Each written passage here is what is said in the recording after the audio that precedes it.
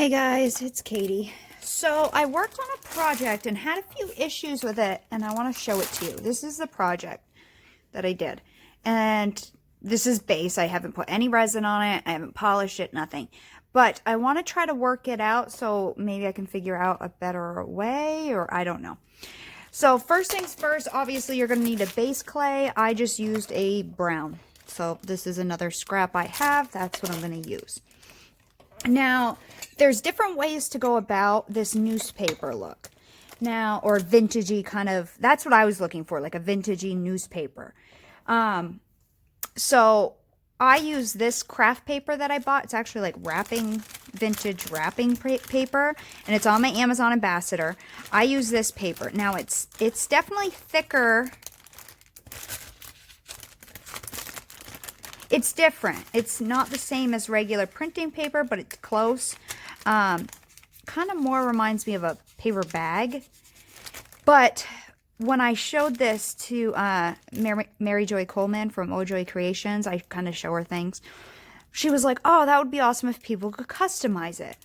So then what I did was that eco-dyeing video to show you that you could make your own vintage paper.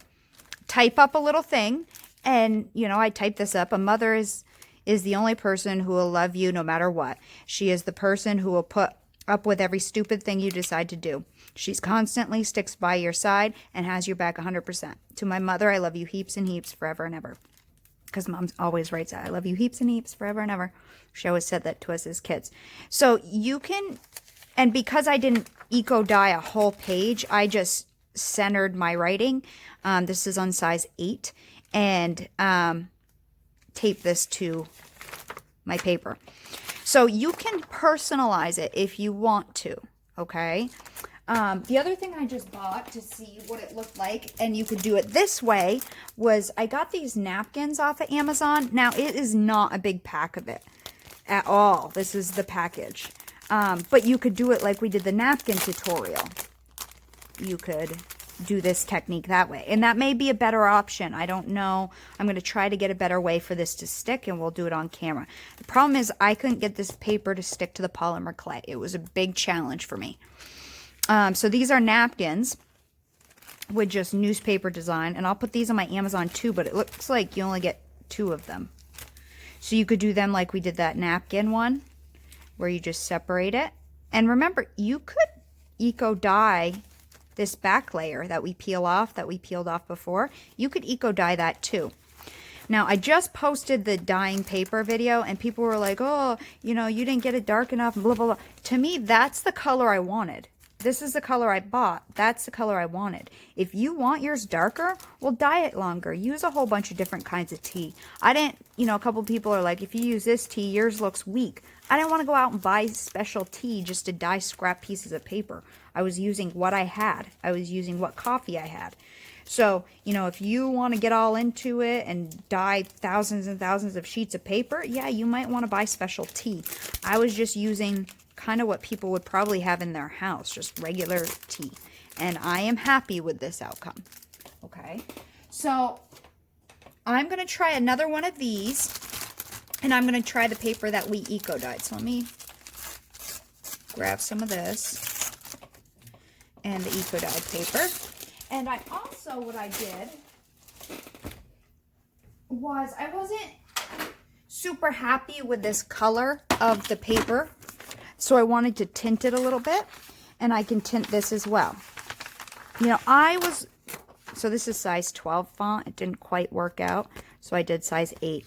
I was looking, my envision was vintage paper, okay? So paper that looked like it had been in a book since, you know, the 1800s or something, old, gotten wet. I mean, this is what it started. I feel like I really got a good dye on that.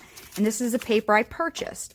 I feel like that's good color. I don't know what else you would want from it, but obviously people weren't happy with it because I've gotten a couple like, oh, you should have done this instead and you would have gotten a better color. I feel like that's a good color, even for the book where we started. I don't know. I feel like those are good colors.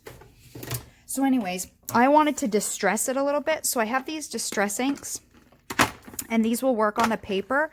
And let's see. So I have this color, this vintage. This one's called Vintage Photo.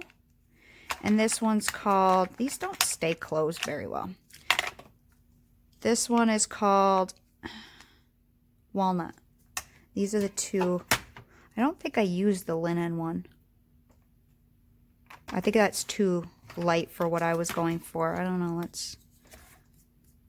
Yeah, that really isn't doing much. Actually, I don't think I used the walnut. I think I just went with the vintage.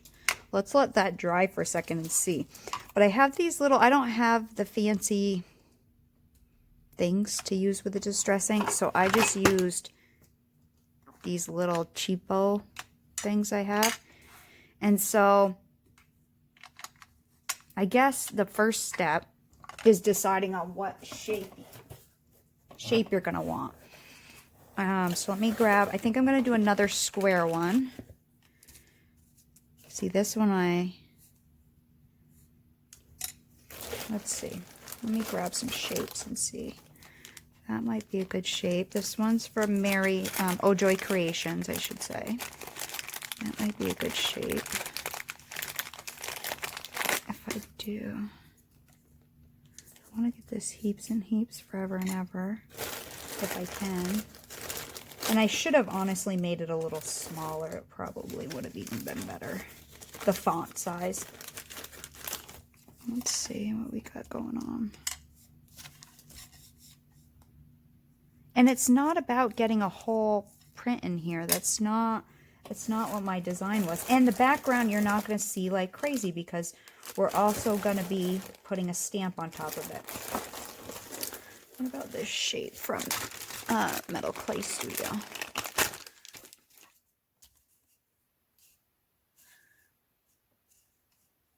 I could use that one.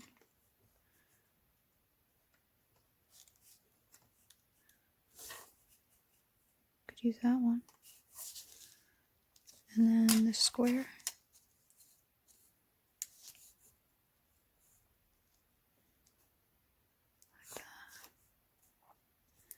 Like that. Okay, maybe we'll use those two. Let me pause. Okay, next thing I did, and this I made about a week, 2 weeks ago, was I picked where I wanted as far as the newspaper goes, and I'm going to do one regular, this newspaper, and I'm going to do one. So maybe, see, I liked having that center seam in it, but I don't know, this is just a random, and I traced it a little bit on the outside, so I went wider, so that way I know where to distress. Doesn't need to be perfect, just kind of get yourself an idea of where to cut. And this one, depends how I hang it.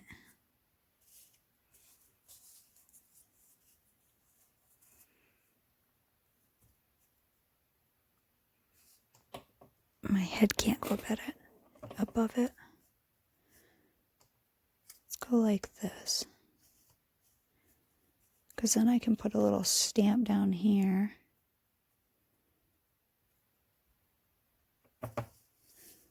No. I could hang it sideways. I could hang it with the round.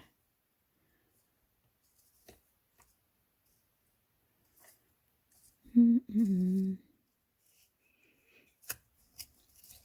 mean, you can make these words smaller if you want to try to get your whole saying in there. I'm just trying to get the heaps and heaps forever and ever. I could have also printed it this way. Okay, let's just, whatever. Let's just go for it, Katie.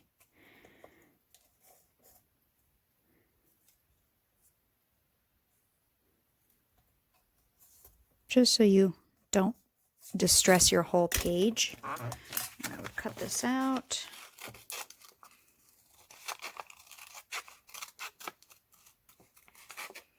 So I tried a couple different ways. First, I just smushed this onto raw clay and baked it. Didn't really do much. Then I did it like we did the napkin, and I did liquid clay on the clay, baked clay, and then and like decoupaged it. That didn't work either. So then I used the poly bonder, and that kind of worked, but I didn't do enough poly bonder. And then I made this border that goes around the edge of it to hold the edges down because I don't want it to separate when I go to drill my hole either. So there was a couple of challenges to get what I'm seeing in my head to work. Sorry, I don't know if you're even seeing that. So just roughly cut out your shapes, and they should be wider, hopefully, than your piece. And then we'll distress them a little bit with some of this ink. If you want to, you don't need to, but I want to, so where's that one? Yeah, that might also give you some nice staining look, this one, antique linen one. So let's use that first before we put this dark stuff on it. Now I'm reusing the dapper that I already had, so let me see if I can wipe. I don't know what these are called, these little spongy things. So I'm going to put this linen maybe in the center. And don't put much on your little thing, because you do want to keep your paper color too, you know. Just make it look like you had a piece of paper and someone accidentally got it wet or something. I don't know. Distress it. Vintage paper was my whole mindset.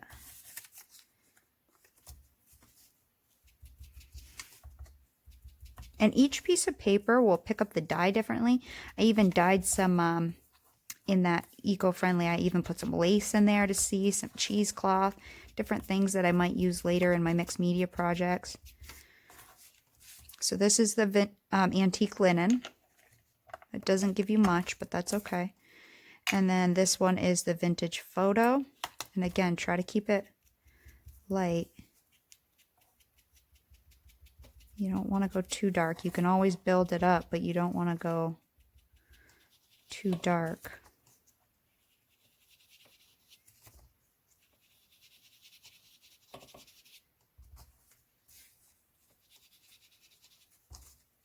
You know, just distress it a little bit with whatever you have.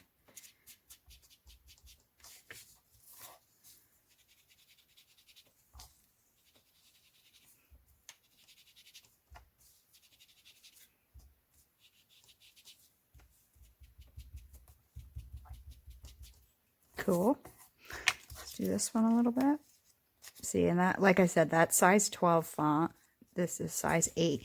If I would reprint this, I probably would do 6 maybe, because this is tiny. Newspaper print's actually quite small. So I probably would have done a size 6 font. Tried that.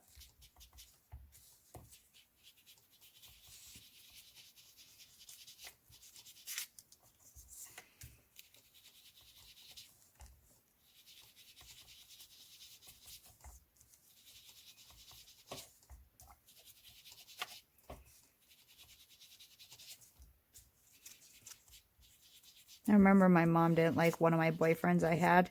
She hated him. And I remember I was like 10th grade. And I was like, but you stop. Because they would pick on him because he was a big guy, you know. And I'm like this tiny little, I'm still only like 93 pounds, you know. And they would pick on him because he looked like Eddie Munster. He had this like widow's peak and everything. And I was like, but you have to be okay with who I choose because I choose it. You know, like, we were on our way to school one morning and they were all like shitting on him, my brother, my sister, and their boyfriends and stuff. And I was like, but I choose him. So don't pick on him around. Like, I got all pissed off. Okay. So there is my distress, and you can go darker or lighter or whatever you want to do. The next thing I'm going to do is ink these up. Now, I'm going to use some stamps. And I kept them out, and I don't know where I put them. But you could use, honestly, whatever design you want. You could use flowers, butterflies, anything. Any kind of stamp you have, you can use. So I just picked a couple. And that's what let me get it out. Okay, I picked out a couple of stamps. I think I'm going to use this one here. So this one, a lot of these I have on my Amazon, but this one is Dampendis 2010, SSC1112. I think I'm going to use that butterfly on this one. So set up kind of up here. Full butterfly on. And then I was thinking of putting a flower, kind of an open flower, off to the side that's kind of off. So that's what I was planning with one of them. And then the other one, I thought I used this butterfly here on this one. But I was thinking maybe this one would even look kind of cool. And then maybe a little one. Now, I am not the greatest stamper, okay? I know you guys like to tell me, people, well, after this are going to send me, if you do this, if you do that, you'll get a better image, stuff. I don't stamp often, okay? So I'm not the greatest stamper. It just is what it is. I'm going to use archival ink because it works well on paper.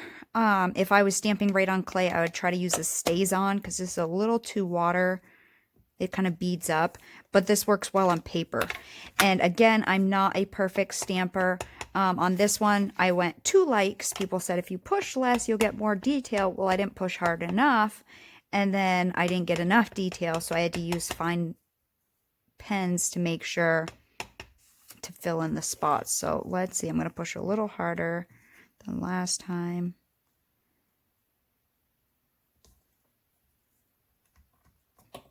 Try not to go too hard. See, I should have even pushed a little harder. Okay, there's that one.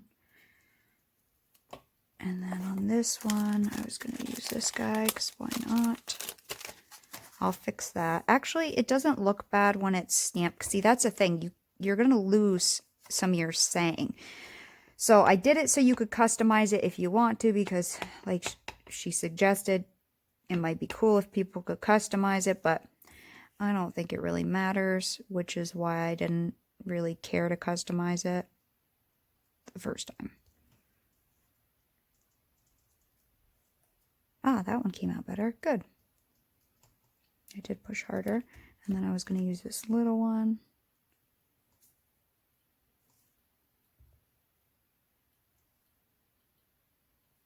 And this one doesn't have a body, so I added a body to it. Yeah, I gotta push harder, definitely. I should have done that on this one, but I'll draw on that one. And then my flower. See, I should go with my gut. Push hard, Katie. I'd rather get the image and less detail than get a half an image. I just need to figure out what size one I want to stick on here. Something like that, maybe. That's too big. Let's do this one.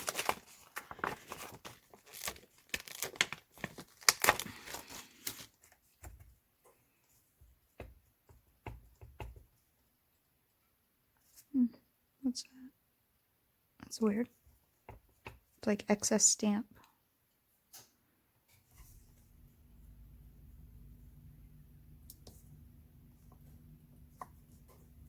Perfect.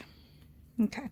Then with this one that I messed up on, I have these really fine tip markers that I can use to draw. Now they have different thicknesses, and this is a pretty kind of bold line, so that's too thick. So let's... This one... That's still too thick.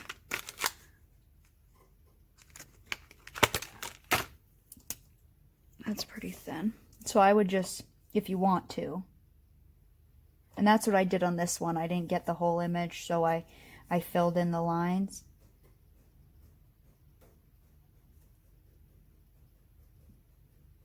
A little bit.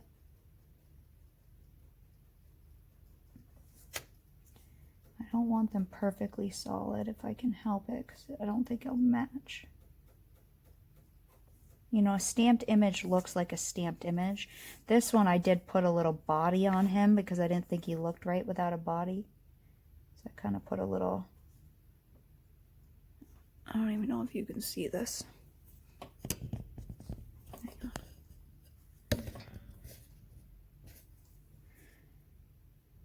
feel like this marker's a little dried up.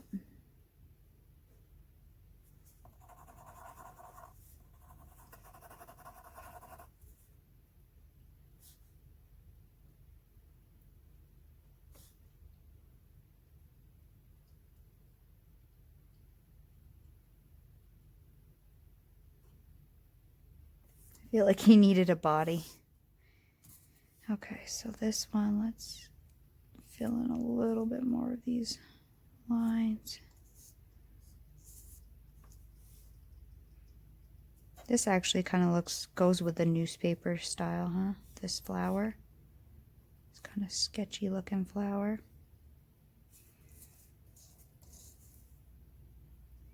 It's still Corona time. I'm on week 8.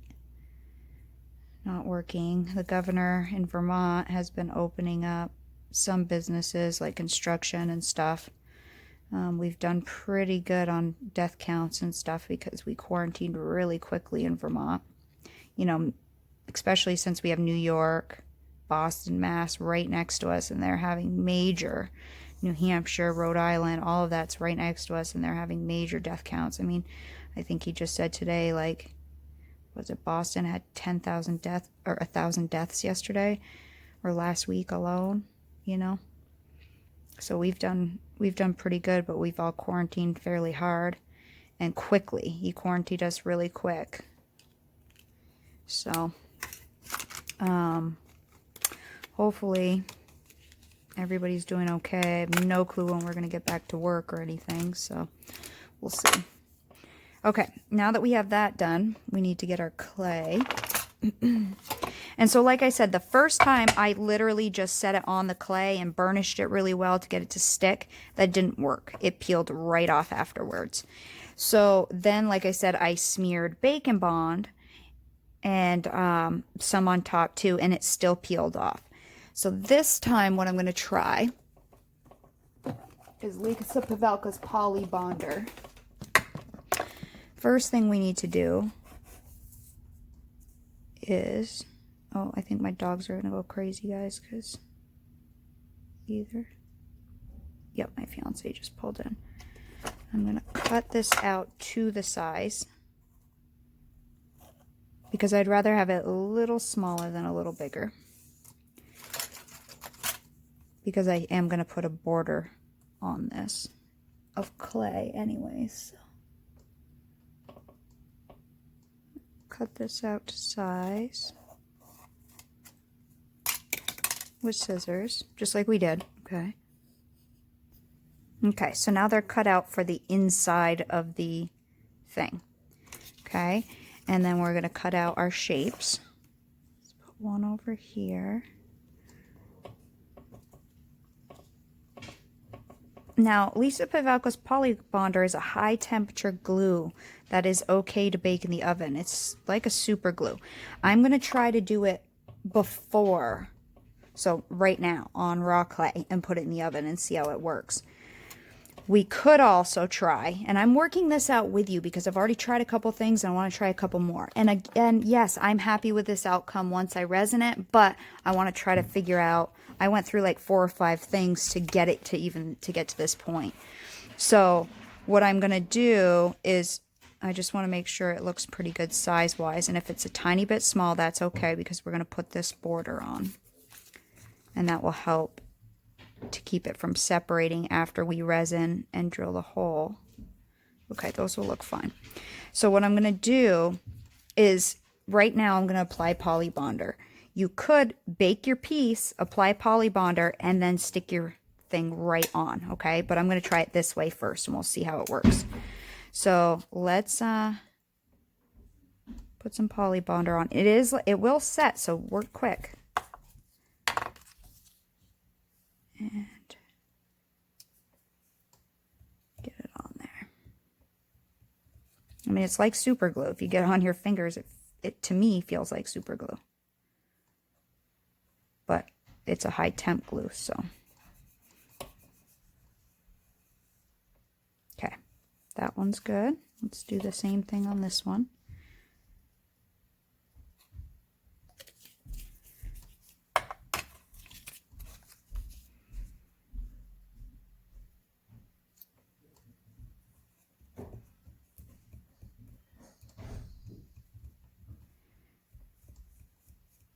Okay, and I am going to bake these now. I'm going to put the border on after. So I'm going to bake these now, 275. I'm going to only bake them for 30 minutes just to get them set. And then Maybe I'll do another one on this one that's already been baked. So let me get these in the oven. And honestly, you don't even need to do this newspaper. That's what I was envisioning, was a newspaper, but you could just have some distressed paper and decide to draw something on it, you know, or whatever. It doesn't matter. This one I'm going to use a pre-baked one, and I'm going to try now using the poly bonder and see if that helps now, and see if it makes a difference whether it's raw clay or baked clay. So this one I did. I'm just going to see if it matters at all.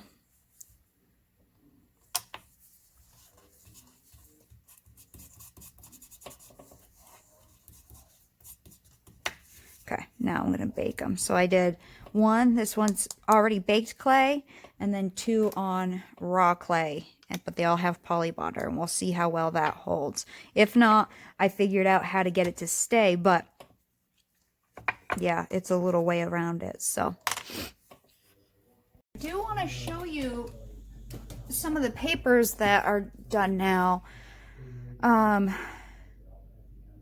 I'm pretty happy with them. I got a really good result. I feel like, to me, eco-friendly means using something you were going to go throw away, not going out and buying a brand new kind of coffee just to dye paper. You totally can, but you know, like if you bought a kind of coffee in the past and you were going to throw it out, or you had one in the cupboard that's 3 years old and you were going to throw it out, or you bought a kind of coffee or tea and, you know, you didn't like it. That's what I'm talking about using. Using an old tea bag that you've already drank the tea. Like I said, I drink light coffee, and I had already used the K-cup, and so I was reusing it, so it wasn't pure. So that's my whole thing, is repurposing something that was just going to get thrown out, okay? You might get results with certain particular types of brands, but if you're not going to drink it, what the hell is the point of going to buy it just to dye some paper? So these are my coffee results, and, you know, even with coffee, my light brand of coffee that had already been through the K-cup, I drank the cup of coffee and reused the grounds, I still think I'm pretty happy with the paper. So these are the coffee ones. My tea ones, and I just want to show you some of the tea pages, you know, that's to me, a pretty significant difference from a book that my puppy, when he was like a couple months old, chewed up on these back pages, quite a few of them actually. So I was just going to throw this book out, so why not reuse it? Doesn't mean you couldn't use an obituary article, an article that you think is important or something, and make a pendant out of it. It doesn't mean you need to stamp it. Some of these are newspaper, the book. This is plain printing paper. So if we look at that in comparison, big difference. Look at this one. I put in just some lined paper, and look, one of them must have been sitting over the other. Look at that. Isn't that cool? So I just wanted to quickly show, look at some of these. They must have been laying weird in the water. Awesome. You know, some were left in longer than others. That's pretty cool right there. Looks like old staining. You know, some of them kind of got vignetted. Look like it got a little burned on the end. You know, like it's like darker on the edges and it isn't. All of it's awesome. So I'll just keep these papers and use them in mixed media projects and stuff. So I just wanted to quickly show you those. The other things are still in the oven. So once they come out, we'll see how that stuck, if it did or not. And if it didn't, then we'll go to option B, which is what I did with the other pendant.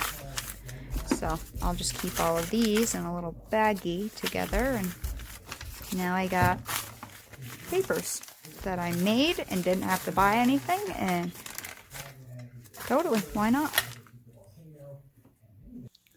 Okay, so they're all baked, and every single one of them look like this, okay? And this is a problem I was having with this material. It happened to all 3 of them, but I've already gotten them ready with this next part, but you can see it's like I could pull this off still on all 3 of them. So that's where I started thinking, okay, how am I going to solve and get this to hang on? Because I could put resin over it, but when I drill a hole through here, I'm going to separate this, and I don't want that issue. So then it came to putting a border on. First thing we need to do, because I use plastic cutters, we need to get rid of this edge. Super easy. Either you can use the orange wheel on the Dremel, or you can use something like this, which is you can honestly use many types of things to trim on your Dremel, and it takes 2 seconds. You can use an orange wheel, a white wheel. This one comes with the Dremel. You could use a cotton point or something. Honestly, you could use a carbide burr. You can use whatever you want to trim the edges.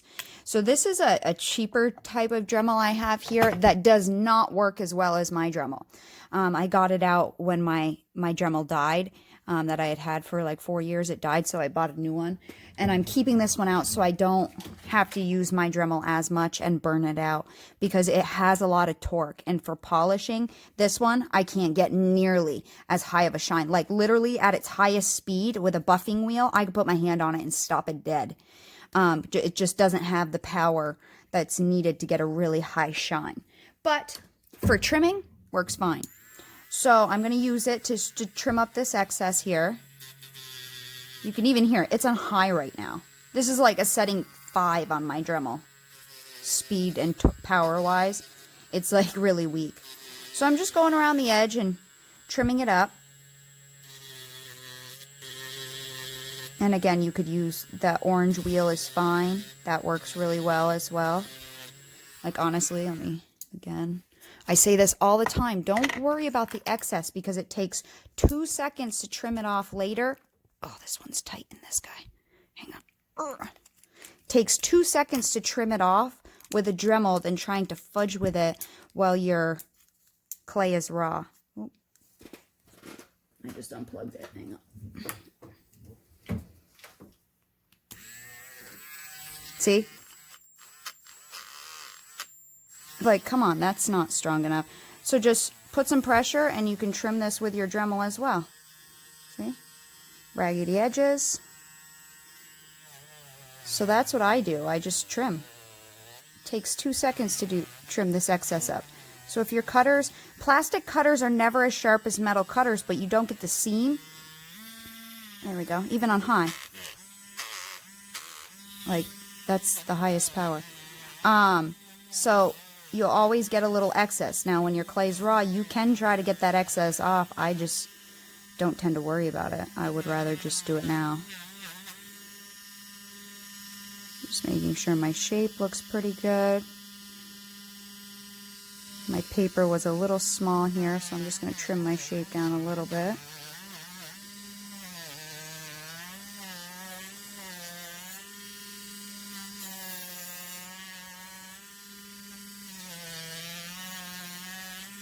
Okay, and then we're going to use some black clay, or whatever color, if you're going color, in your extruder. Now, in my extruder, I have these discs that come with this one. I have a big one and I have a little one.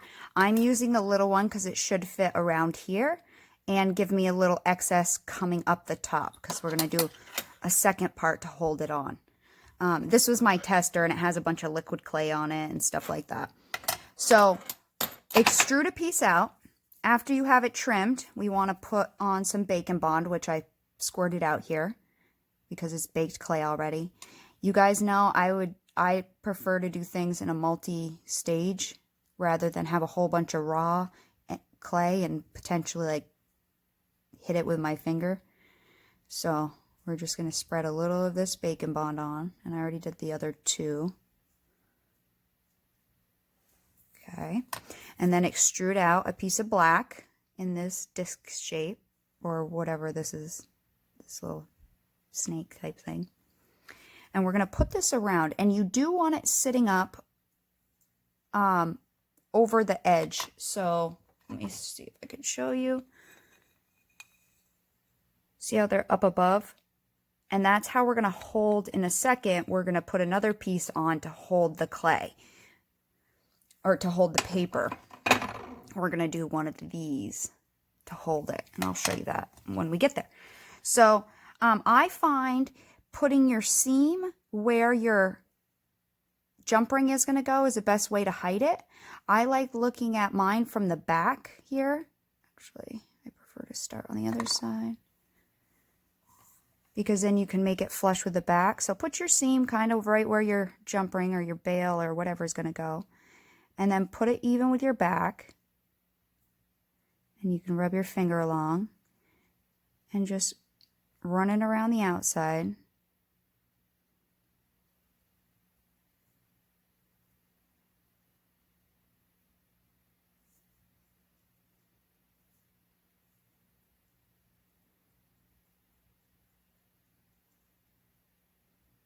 Just like this. We had a day this past weekend, we were in the high 50s and then we were in the 60s. And now we're in the 40s and it's supposed to snow this week. And it is May 5th. It's like, come on. When the hell is it going to get nice and stay nice? You get like one nice day and then we're supposed to get a couple inches of snow. Come on. Give me some nice weather before I go back to work. It sucks because once we go back to work, we're probably going to be working, 6-day weeks to make up for all the patients that couldn't have cleaning since mid-March, because we're booked 6 months out because you get 6-month cleaning. So we're booked out until September, which would be mid-March. So where do we put all these people for March, April, May that we couldn't see? Probably on the weekends. Okay, and then kind of judge it to where you need to cut it. If anything, cut a little short. So somewhere around here. And then I like to lay it down so I don't squish the clay vertically. Somewhere around here.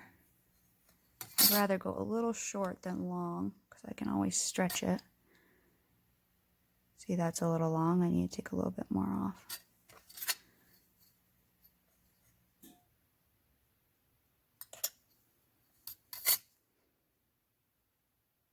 Because I can always stretch the seams to meet each other. And we can always seal the seam even better after. But try to smooth it off the best you can. See how that's up a little bit? I want that to be level with the back if I can help it. Just gently tapping it and then rub your thumb along.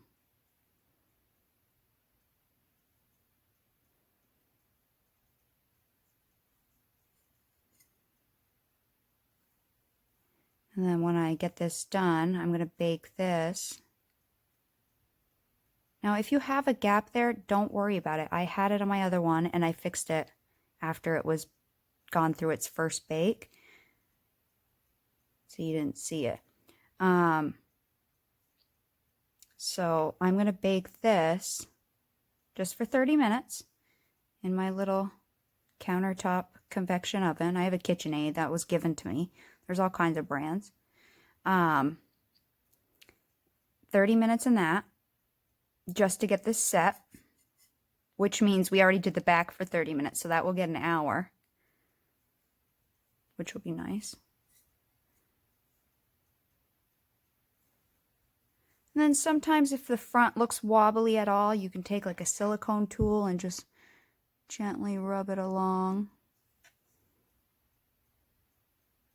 the edge, which mine actually looks pretty good.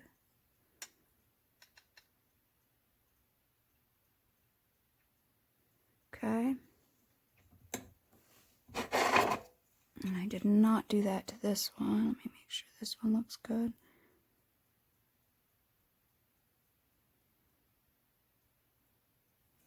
Okay, so those are all ready to go in. Oh, that one's touching that one. And so this is where the seam was, and you can barely see where I filled it in. And I haven't even trimmed this yet. This is just right out of the oven. Not polished, not trimmed, nothing. So I'm going to get these in for 30 minutes. Keep your black clay out because we'll still need that as well with the extruder when we come back to get this second border. And that will keep the paper under clay to clay. So let me get this in. Okay, so they're all out of the oven, and the last part is to finish them. I already did one, but to finish them so we can get it really make sure it's secured down in there. So we're going to make this little lip here to hold the edges. And what I chose to use, these are the circles I have in mine, and I have a second one here, this size, and I'm using the second biggest because I think that will stand up a little over this part, but not too high, and you'll see what we'll do. First thing is, like on this one, I don't have a great seam finish there. I don't know if, there we go. So I'm going to fix that first. So pretty much, I mean, you could put a little liquid clay in there or whatever, a little Bacon Bond, which I have up, kind of squirted some out on my thing. So you could put a little Bacon Bond in there just to kind of get it to stick. And then just with any kind of little, this is what I do for any kind of little seams or things that don't go together after it's baked. You can just kind of squish some down in there and then bulk it up, and then if it's too bulked, trim it later. But it's easier to trim away more than it is what can you do with an indent, you know? You really can't do anything with an indent. See that?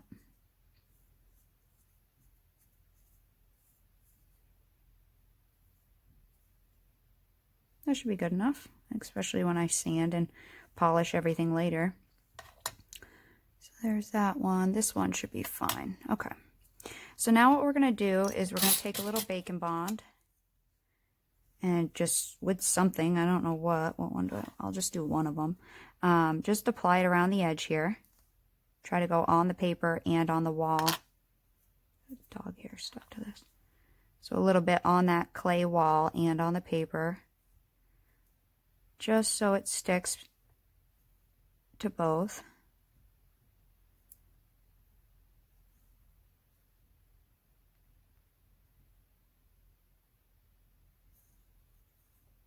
And this will be the final bake, and then it's just finishing however you want to finish. Some people, you know, glaze with liquid clay. Some people use resin, you know, something. You could use the Sculpey varnishes, the Fimo varnishes. I mean, there's all kinds of varnishes, but you probably want to seal this paper up somehow. Just because, like, for me, if I miss perfume on my neck, I don't want it getting on this paper. You know, just even something simple like perfume, you know, or if you're out in the rain or get a splash of water on it, you don't want it on this paper. So you got to seal this paper up somehow. I'm probably going to resin. But again, I'm at home during the coronavirus, and uploading a long video takes forever. So I'm trying to keep things shorter, cut out parts. Okay, so then you're going to take some black. Remember, the softer it is, the easier it is to extrude. So out of my second biggest circle, hang on, I got to get it going. This one's a little squeaky.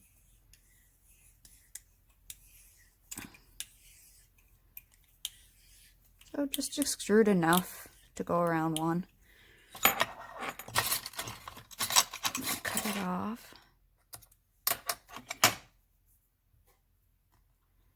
And then we're gonna pretty much just stick it down in there. Make sure it's touching both the paper and the clay wall. In these little corners, because I'm doing one with actual corners, I kind of bump it up into that corner. So, and that should hold any of the loose edges of the paper between this and then the wall we just built.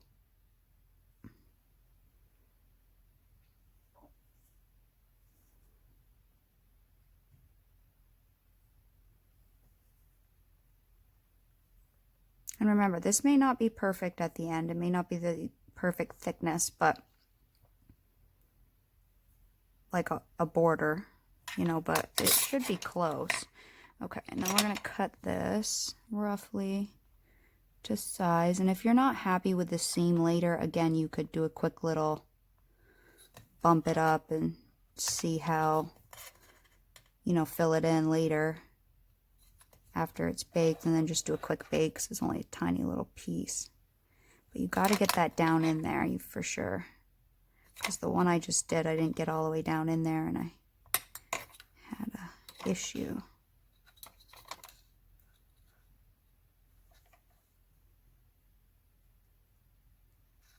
There we go, that should be down in there.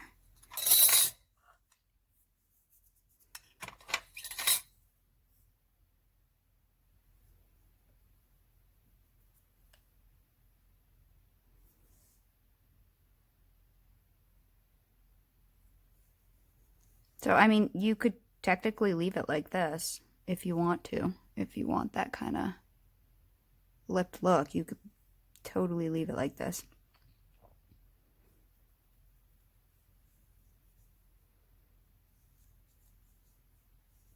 I'm just making sure it's touching my paper well.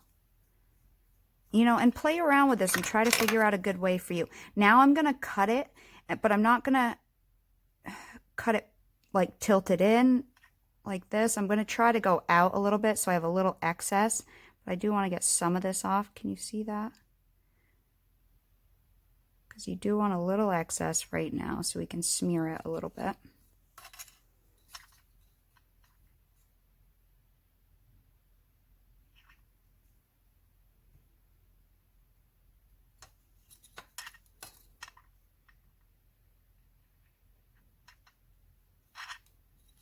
And I mean, again, you could stop right here and go, boom, I got a border. Okay, I'll sand it later.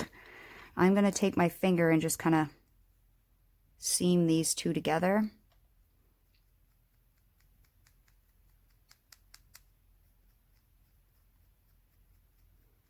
Just try to smear this top layer.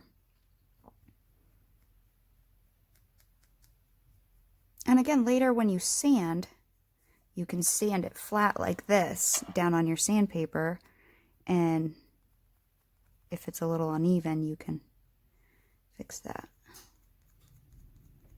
And my thought is when I resin it, it'll be inside of the black. I won't resin the black up over it. I'll just resin down in on the paper. My nails are getting long. I have to, it's been about a week since I've done them. You can see how much has grown out, so I gotta trim them. I don't see how some people can work with really long nails. I'm like, oh my God, I can't do that. I mean, I could probably if I had long nails all the time, but outside of work, when I'm not working, this is probably the longest my nails get. When I'm working, ideally, they're not supposed to be above your fingertips when you look at them like this. Then just take your finger and smooth it off. And again, you could rub your blade along it again if you want to try to even anything off.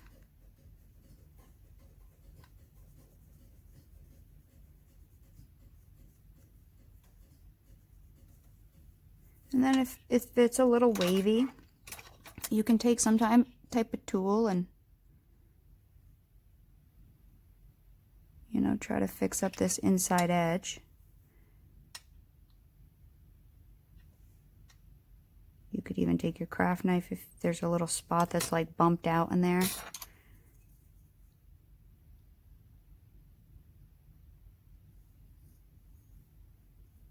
Like that.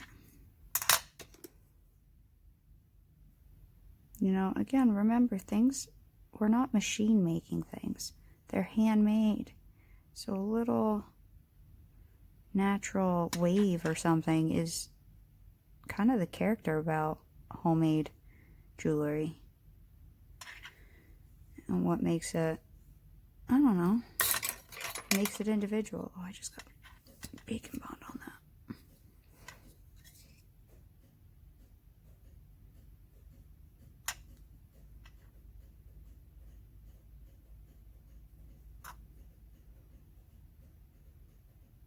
Now I'm just slicing parallel, and then later, like I said, I'll sand.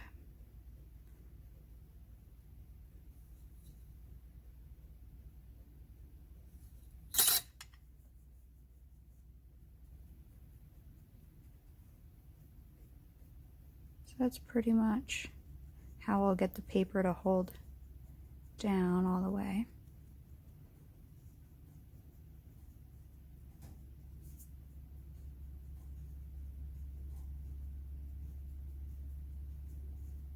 But you could use like, I don't know, because you'll know what it is, even though you can't read a full article, but you don't need a stamp on top of it. But you could use like a wedding or a birth announcement, or, you know, like a piece of an obituary or a prayer, if you want to customize these, which is why I did the eco dye paper. So you had options. I wasn't initially going for that, but someone suggested I should try to give you guys options of that. So there it is. It's not perfectly smooth, but when I sand, you know, I'll probably do it a dry sand because this paper's wet, or will get wet, so I'll probably do it dry with a mask on, just a light sand, or even with my Dremel and my orange wheel, just buff it up a little bit, and then I'll resin them. And the picture will probably be them resined at the end, or maybe I'll just come back at the end and go, here they are. So anyways, I will do a final, once I get these done, I'll do a final bake, full hour, okay, which means the back layer will get, what, an hour and 2 hours? 2 hours and 30 minutes or something? I don't know, 2 hours. And then the outer layer will have a full hour, the one that's holding our paper on. Okay. And that will give us something pretty much like this. And like I said, I'll probably with this take my Dremel, though I won't use this Dremel, but it's the only one I have set up because it's too weak. Going over my lap, and yes, I have dust and stuff on it and paint all over me. And I'll probably go around the edges and kind of trim this up some. See, this is not strong enough at all. Just to try to level it off a little bit. Buff it up, do my edges. And I'll do both. And I might have to use some sandpaper here and there if I want to. I probably will. Just a light sand. But go around your edges and try to make it nice and flat with both your orange wheel and your white wheel. Or like I said, you could take some sandpaper to it. You just try to get it, you know, buffed up, smoothed up. Try to get the top and bottom layer both even. Or the outside in that layer kind of not as visible as possible, you know.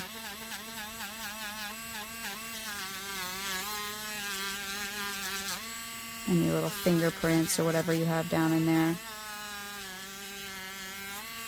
But I really need my stronger Dremel because this is really not strong enough. But anyways, you know what I'm doing, so you've seen it 100 times in all my other videos. So anyways, I will finish those up. I was just doing the last one here, and I might do this one a little differently. So I just put everything in the same, and then I just started smearing the edge here before I shaved it off. And I kind of like the way this looks. It kind of has a different, slightly different look to it. I want to see if I can get it all fairly even.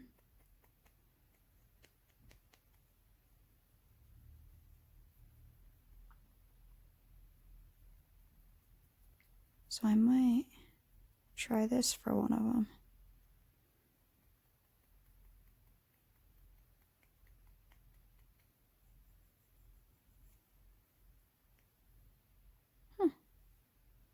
Definitely different looking. Not bad at all. So play around with your borders. You can do all kinds of different things.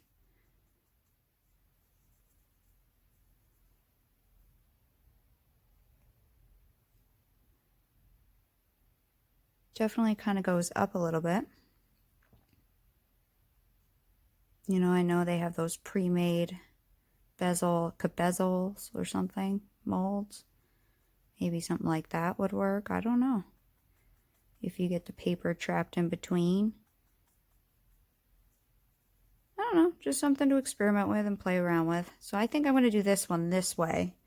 And keep these other two the way I showed you.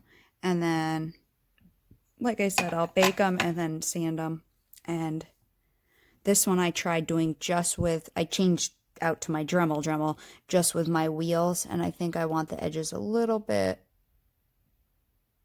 smoother because they're a little wavy. So I think I'm going to use like 800 to 1000 grit sandpaper, just a light one. So I have them all baked, and I'm just going around with some sandpaper, just sanding the edges here. So what I've done on the other ones, I did 600, 800, 1000, 1500. I'm just doing it by hand, not with my skill sander, and I'm not doing it wet either. So ideally you should be wearing a mask, but I'm using really, really fine sandpaper, so I'm not getting tons of dust. But yes, you should be a mask if you're not wearing a mask if you're not recording. Also, I'm doing the sides as well, and then we will be buffing them with my orange and white wheels. I've already done the other two, so they're quite shiny, and then I will be putting in some resin. So those are the two done so far. So yeah, I'm just going to go around and just, you know, I had them fairly smooth to begin with, but, you know, just a little bit more. Make sure they're kind of even. So I'm on the 800 right now. I already did the 6. So I will finish this up, and then I'll show you how I'm buffing them with my Dremel, because I haven't showed that in a few videos. Trying to get them as smooth as possible. I prefer to use my skill sander because I really don't mind sanding now that I use that skill sander. It has a good amount of torque to it. It's pretty easy to use. It only takes a few seconds, but on something like this, that's just these edges, I'll just do it by hand. I'm just watching TV and sitting here and sanding. So I'll finish these up. I'll be right back. Okay, so now that I got it fairly well sanded, you know, and sand as much as you want, I'm going to buff with my Dremel. Now, I do have to say, my old Dremel was the same exact thing, a Dremel 4000, but it was a refurbished one. This is a brand new one, and it does have a lot more torque than my old one did. So lately, I've been polishing like right in between. It used to be at 15. Now I'm doing it a little over 10.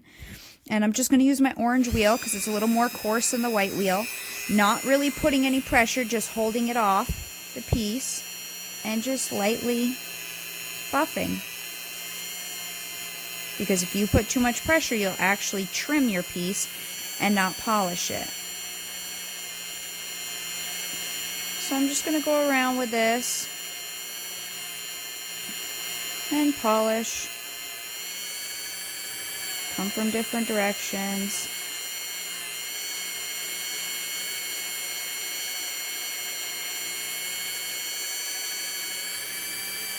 You know, and obviously the better of a sand you have, the higher shine you'll get.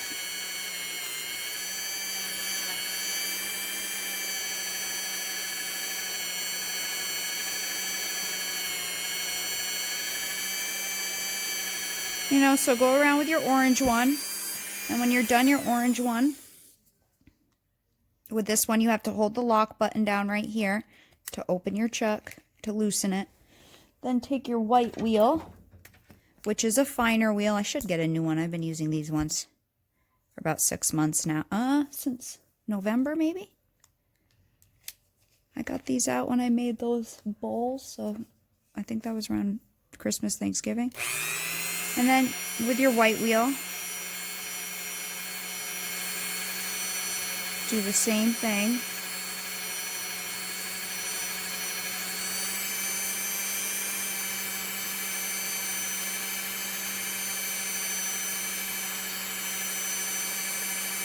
To get as high of a shine as you want.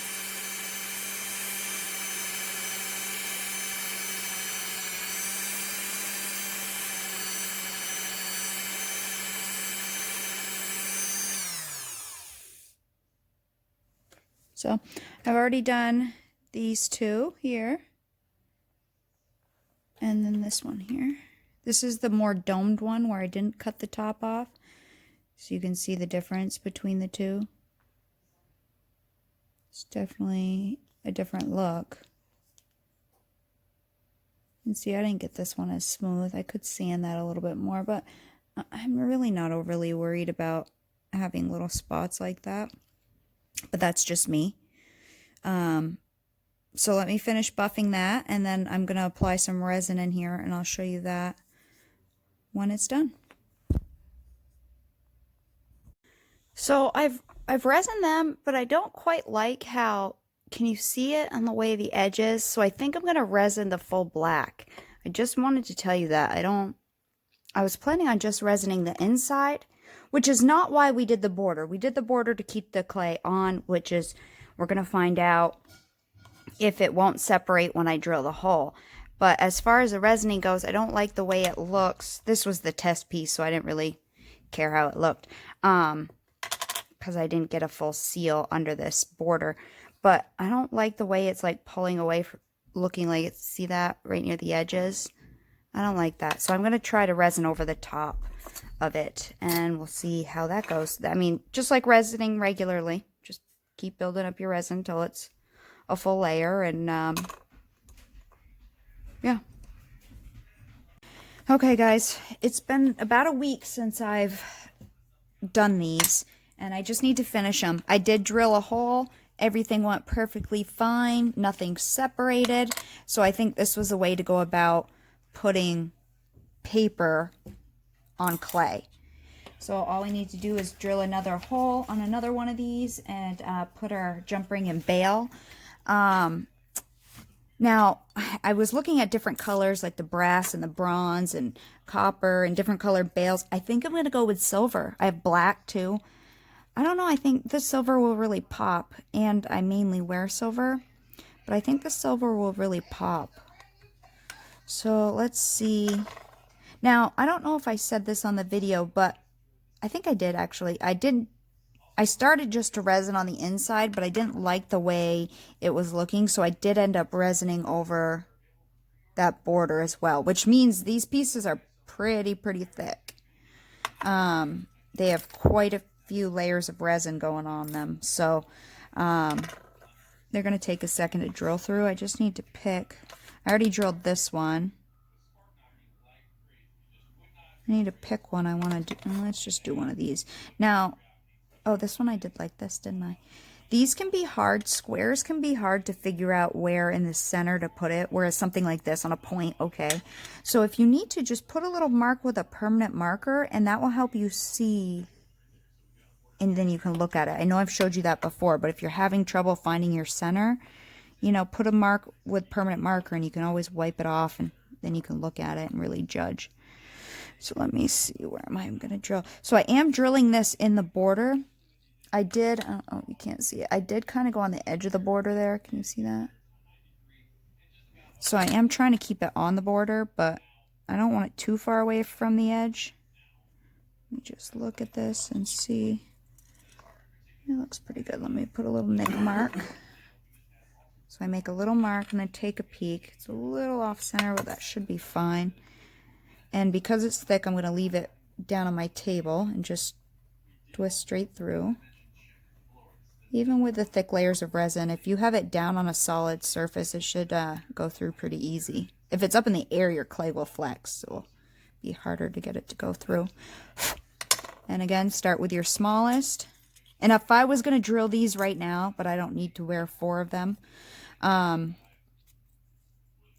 I would just drill them all with the smallest size and then work my way up, but I'm only going to drill this one, and then those will go in my,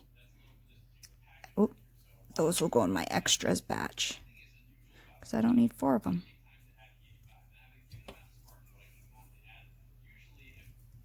I usually drill through both sides. That is quite close to the edge, but not having any issues with cracking or anything. I just did that one. The other thing is, because these are so thick, I'm probably going to need a wider jump ring. Get that one through. Maybe one more. This one must be.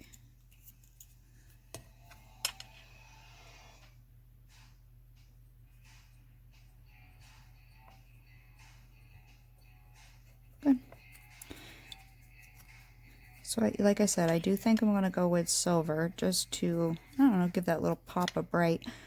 That's why I like silver, because it's nice. I really like white silver, like really bright silver. Not like the antique looking silver, you know what I mean? Yes, I've been tinting the foam on my thing with alcohol inks. Those foam flowers, so I got alcohol inks all over.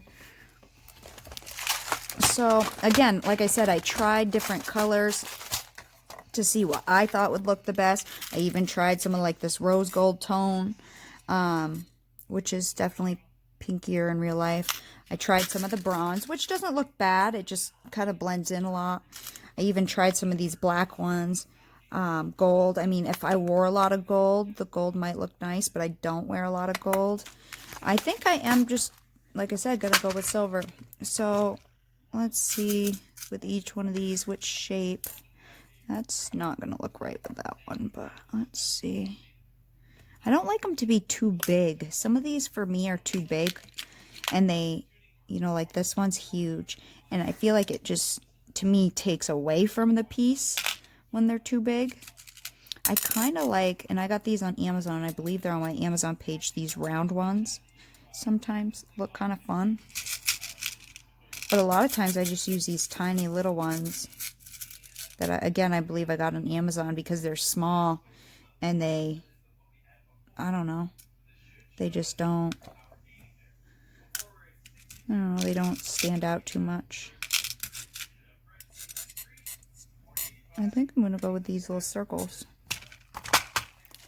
And then my jump rings, let's see what size I'm going to need. I think a 6mm is going to be, most of these I got on Amazon as well, and they came in these containers. I think a 6mm is going to be too narrow to get through. It's going to catch when it starts to go through. A 7 might work, so let's try a 7mm.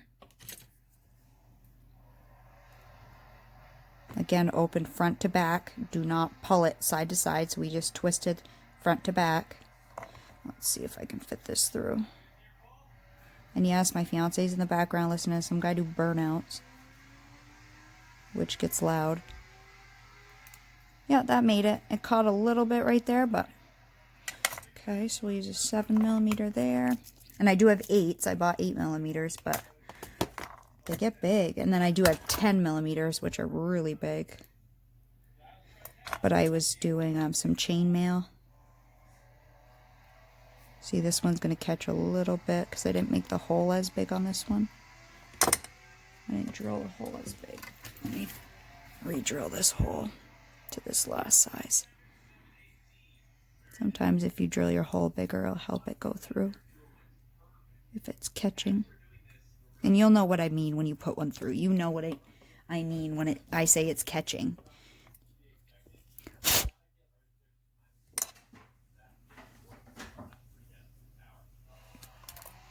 Crap. Oh, there it is. So when you put it through, sometimes it catches on the back edge right there. You see it? Let's see if I can get it through without forcing it. Sometimes you'll lose a little bit of your clay. See, this one's thicker. I think the resin's thicker. But this was my trial one, actually. So I might have made things on different layers or on different thicknesses. Then I did these guys. So the 7 won't fit on this one. They're like magnetized. So let me use an 8.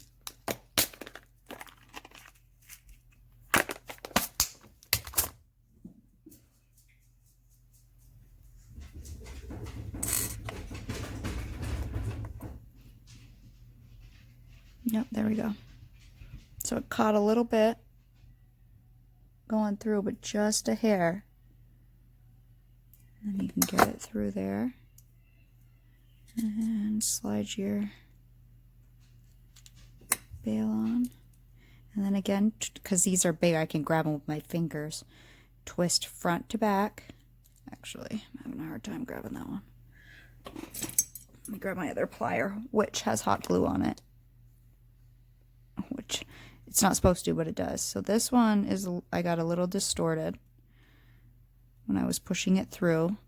I don't know if you can see, but one's up higher there than the other, so I'm going to just kind of try to crimp them together. I mean, sometimes they're not perfect. Sometimes when the gauges are thinner, we bend them when we put them through. That happens. That one keeps springing back up.